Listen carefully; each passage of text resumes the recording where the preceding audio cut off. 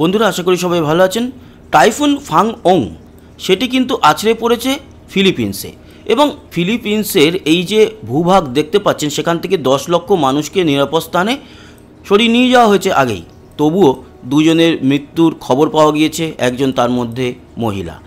এর দ্বারা আমাদের ভারতের দিকে কিংবা বাংলাদেশের দিকে কোনো রকম ভয়ের কারণ নেই। আর এদিকে চীনের কিছু ভূভাগে সেটি নিম্নচাপ রূপে প্রবেশ করবে, যদিও এখনও সেটি ঘূর্ণিঝড় রূপেই রয়েছে দক্ষিণ চীন সাগরে।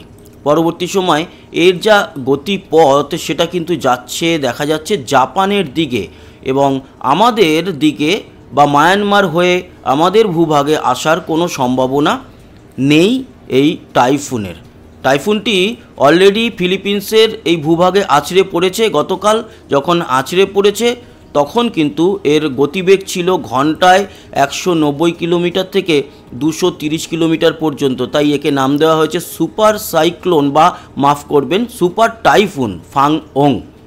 ভয়ঙ্কর ক্ষতি হয়েছে এই উপকূলের মানুষজনের, ঘরবাড়ি ভেঙে পড়েছে।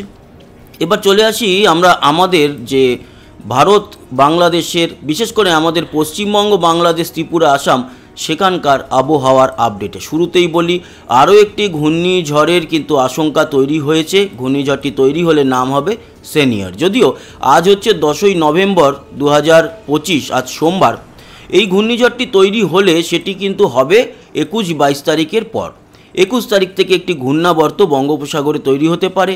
তারপরে 22 তারিখ সেটি নিম্নচাপ, 23 তারিখে সেটি নিম্নচাপ রূপেই থাকবে, এবং 24 তারিখে সেটি কিন্তু ঘূর্ণিঝড় রূপে বঙ্গোপসাগরে তৈরি হয়ে যেতে পারে, এবং তার দ্বারা এখনও পর্যন্ত যা গতিপথ তাতে দক্ষিণ ভারত ক্ষতিগ্রস্ত হবে।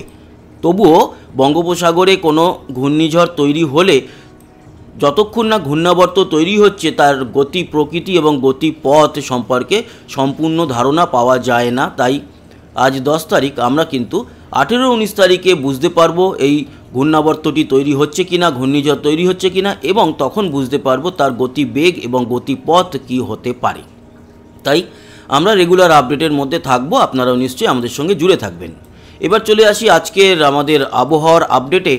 উপগ্রহ চিত্র বলছে একেবারে রৌদ্রোজ্জ্বল আবহাওয়া, ছিটে ফোটা মেঘ লক্ষ্য করা যাচ্ছে না পশ্চিমবঙ্গ, বাংলাদেশ, ত্রিপুরা, আসামের কোনো জেলায়। সব জায়গায় কিন্তু মেঘমুক্ত আকাশ, এবং আমাদের দক্ষিণবঙ্গে গতকাল থেকে বেশ খানিকটা ঠান্ডা বেড়েছে, আরও বাড়বে আগামী দিনগুলোতে।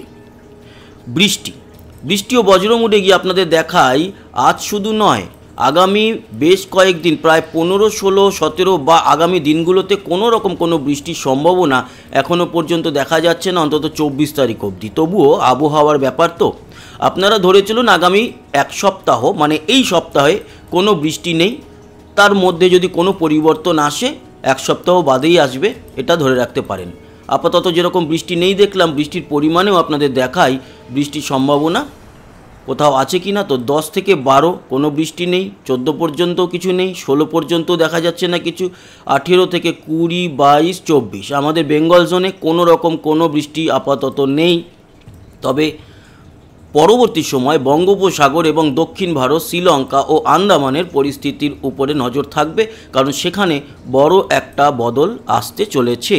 ঘূর্ণিঝড়টি তৈরি হলে আমাদের বাংলার উপর যে প্রভাবটা পড়বে সেটা হচ্ছে গিয়ে তাপমাত্রা আরও কমবে। আর আগে থেকেই আমরা বলছি এবছর কিন্তু আমাদের শীত অনেকটা বেশি আমরা অনুভব করতে পারবো লা নিনার দাপটে। তো ঘূর্ণাবর্ত এবং ঘূর্ণিঝড় সংক্রান্ত যে আশঙ্কা রয়েছে সেটা নিয়ে আপডেট দিয়ে দিলাম। এবার চলে আসি তাপমাত্রা। দেখুন আজকে দুপুরে কিন্তু তাপমাত্রা কলকাতায় 29, এবং আমাদের সম্পূর্ণ যদি দক্ষিণবঙ্গ দেখা যায় তাহলে পুরুলিয়ায় 27 ছাড়া বাকি বীরভূম সহ মুর্শিদাবাদ, নদিয়া, বর্ধমান, হাওড়া, হুগলি, 2 24 পরগনা, 2 মেদিনীপুর, ঝাড়গ্রাম সব জায়গাতেই 28-29-এর মধ্যে রয়েছে এই দুপুরের তাপমাত্রা।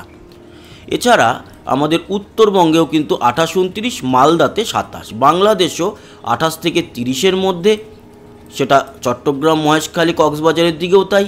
এছাড়া ত্রিপুরাতে কিন্তু আমবাসার দিকটাতে একটু তাপমাত্রা বেশি আছে, 32-এর মতো, বাকি জায়গায় 29-এর মধ্যেই রয়েছে, আগরতলাও 29। শিলচর 29 এবং আসাম জুড়ে 28-29। তার মানে যেটা দেখলাম আজকের এই মুহূর্তের যে তাপমাত্রা, সেটা এক কথায় আমাদের পুরো যদি বেঙ্গল জোন ধরা হয়, পশ্চিমবঙ্গ, বাংলাদেশ, ত্রিপুরা, আসাম, 28 থেকে 30-এর মধ্যে রয়েছে। এবার আসি আগামীকাল ভোর রাতের তাপমাত্রা কত হবে। আগামীকাল মঙ্গলবার কলকাতাতে থাকবে ভোর রাতে 18, এবং তার পাশাপাশি হুগলি, চন্দননগর, চুঁচুড়া সেই অঞ্চলগুলো যদি দেখেন তাহলে 16, তার মানে ভালোই ঠান্ডা। এছাড়া নদিয়া সহ মুর্শিদাবাদ সব জায়গাতেই 16, সিউড়ি, বীরভূমে আরও কম 15, এবং বাঁকুড়া, পুরুলিয়ায় যদি দেখি তাহলে পুরুলিয়ায় 14, বাঁকুড়া 15 এবং বর্ধমান 16, খড়গপুর 16, এছাড়া ঝাড়গ্রামে 15। তার মানে আমাদের পশ্চিমের জেলাগুলিতে কিন্তু বেশ ভালোই ঠান্ডা, তবে আরেকটু পূর্বের জেলাগুলিতে ঠান্ডা থাকবে, অপেক্ষাকৃত 1-2 ডিগ্রি কম ঠান্ডা থাকবে, মানে 18-17 এরকম থাকবে। তবে দক্ষিণ 24 পরগনার একেবারে সুন্দরবন অঞ্চলের বা উপকূল অঞ্চল, গঙ্গাসাগর, হলদিবাড়ি এই জায়গাগুলোতে 19 থেকে 22-এর মধ্যে থাকছে। উত্তরবঙ্গের দিকে যদি দেখি তাহলে 16-17-র মধ্যে আমাদের উত্তরবঙ্গ, অবশ্য দার্জিলিংয়ে আরও কম থাকবে 11, এটা তো একেবারে হওয়ারই কথা, কার্শিয়াংয়ে 15। বাংলাদেশের উত্তরে রংপুর, পঞ্চগড়, দিনাজপুর এই অঞ্চলগুলোতে 16, কলাইয়ের দিকটায় 16, রাজশাহী, মেহেরপুর এগুলো সব 16। আবার পূর্বের দিকে গেলে কিন্তু সিলেট, ময়মনসিংহ, ঢাকা, কুমিল্লা, বরিশাল 18-19-এর মধ্যে, খুলনাও মোটামুটি 17-র মধ্যেই থাকবে। এদিকে চট্টগ্রাম, মহেশখালী, কক্সবাজার, লংগদু, রাঙামাটি 19-20-র মধ্যে থাকছে। ত্রিপুরা কালকে সকালবেলায় 18-19-এর মধ্যে, শিলচর 20, আসাম জুড়ে পুরোই 20, শুধু জোরহাট, ডিব্রুগড়ের দিকে 18-19-এর মতো। এই হচ্ছে আগামীকাল তাপমাত্রা। এরকমই তাপমাত্রা থাকবে, এবং আপনাদের জানিয়ে দিই বুধবার আরও তাপমাত্রা কমবে, কলকাতায় 17 চলে আসবে, তারপরে পুরুলিয়ায় 13 হয়ে যাবে, মানে প্রতিদিন এখন কিন্তু 1 ডিগ্রি করে তাপমাত্রা কমতে থাকবে।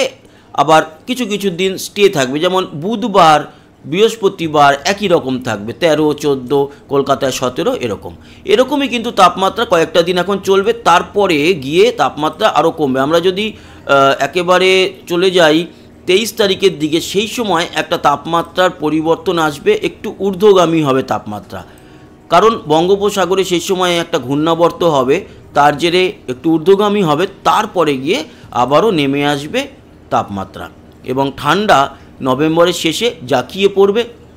ডিসেম্বরে কিন্তু ভালো ঠান্ডার সম্মুখীন আমরা হব, এবছর ঠান্ডা অনেক বেশি আমরা উপভোগ করতে পারবো। এই হচ্ছে গিয়ে পরিস্থিতি, সম্পূর্ণ আলোচনা আপনাদের সঙ্গে করলাম। আশা করি এই ইনফরমেশানগুলো আপনাদের কাজে লাগলো। তাপমাত্রা সংক্রান্ত, ঘূর্ণিঝড় সংক্রান্ত, এছাড়া টাইফুন যেটা তৈরি হয়েছে বা চলছে ফাংওং, সেই সম্পর্কেও জানালাম। তো বন্ধুরা, কেমন লাগলো এই ইনফরমেশানগুলো জানাতে ভুলবেন না। সবাই ভালো থাকবেন, সুস্থ থাকবেন। আবার দেখা হবে আবহাওয়ার আপডেট নিয়ে, ততক্ষণের মতো টাটা।